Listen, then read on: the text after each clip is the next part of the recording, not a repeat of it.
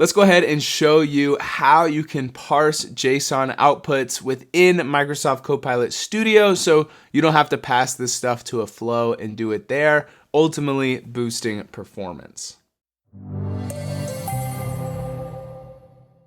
So there could be several different scenarios where you want to digest or parse some code, probably JSON, within Microsoft Copilot Studio. Say, for example, you have a custom connector that goes into your database and returns some information within a JSON output, and you want to be able to send parts of that returned values back within a message. In order to do that, you need to utilize a parse variables action. So here is what we're looking at today. I have a Power Automate flow, real simple, just a placeholder, but it is returning a JSON output that contains the coffee customer number, the type of coffee, the size of the coffee that they ordered, and if the payment was accepted, right, for our example. I want to be able to send a message based off of this JSON output here. So how would I do that? What you need to do is you need to click the plus button, and under variable management, you're going to see parse value.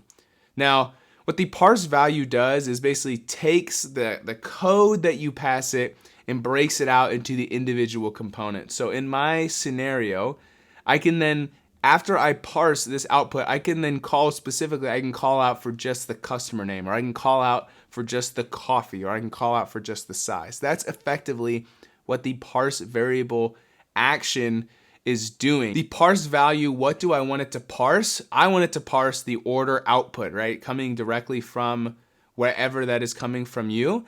And what I would actually recommend is if you want to utilize one of these, you totally can. But in my opinion, it's really easy to just use from sample data. And you can get schema from a sample JSON. Now, when you open this up, what you need to paste in here is a sample output from your flow, your connector, whatever it is that you're wanting to parse, put in a sample output here, or what the output would or could potentially look like. So for me, I'm gonna go ahead and copy this right here.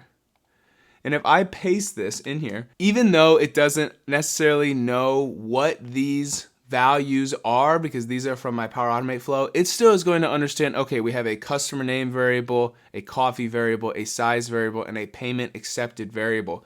If I go ahead and click confirm, you can actually see how it's dynamically digesting or believes it wants to digest your information. I would recommend at least taking a peek in here to make sure this is what you want. This here is what's called YAML code, or basically just calls out underneath the properties all of the different fields that you might want to capture.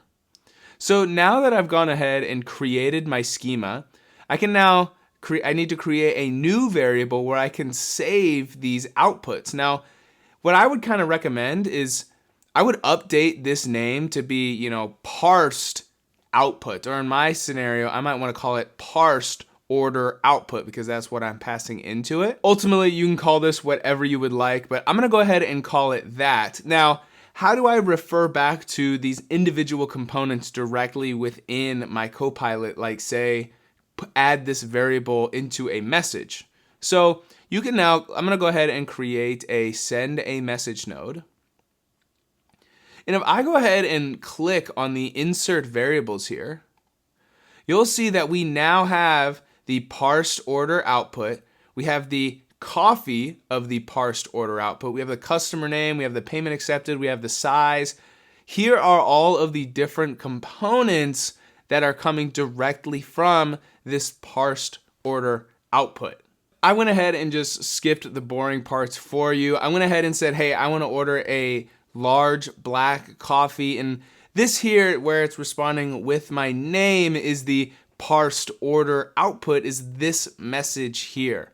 So this is how you can set up the parsed variables actions to digest the complex information that you are passing to Copilot. And I hope this was helpful. If it was, be sure to like and subscribe for more tips and tricks on building effective Copilots within Microsoft Copilot Studio. Thank you so much for sticking to the end of the video. My name is Griffin Lickfeld, the host of the Citizen Developer channel, and I'm excited to connect with you in the next one.